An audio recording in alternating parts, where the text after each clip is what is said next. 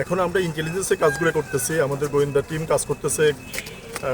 এখানকার পরিস্থিতি কী বা কারা কী হচ্ছে না হচ্ছে আমরা এগুলো এখন দেখতেছি। আমাদের এখন ফুল প্লেজ যে ডেভেলপমেন্টটা এটা আমরা হবে আমাদের নির্বাচনের আগের দিন। আমরা সেজন্য আমরা পুরো ইউনিভার্সিটি যেহেতু একটা ইউনিভার্সিটির আয়তনটা অনেক বড়, অনেক রাস্তাঘাট আছে, অনেক প্রবেশপথ আছে পিছনে সামনে, আমরা পুরোটা দেখি করতেছি। দেখি করে আমরা সেন্টার কেন্দ্রিক আমরা একটা নিরাপত্তা বলয় তৈরি করব। তারপরে বাইরে আউটার একটা করণ থাকবে, আমাদের কিছু আমাদের পিকেট থাকবে, হ্যাঁ, মোবাইল থাকবে।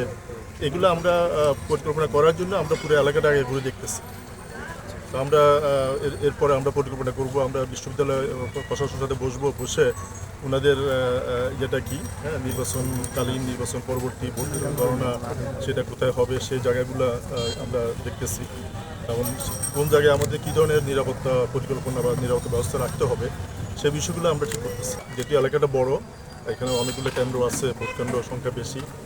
আর আমাদের মানে বাইরে ভিতরে আমাদের কিন্তু তিন স্তর নিরাপত্তা তো ভিতরে থাকবে, এর বাইরে আমাদের স্ট্যান্ড বাই থাকবে। আমাদের পুলিশের বাইরেও আমাদের আরও অন্য এজেন্সি আছে, যারা আছে তারাও কাজ করবে।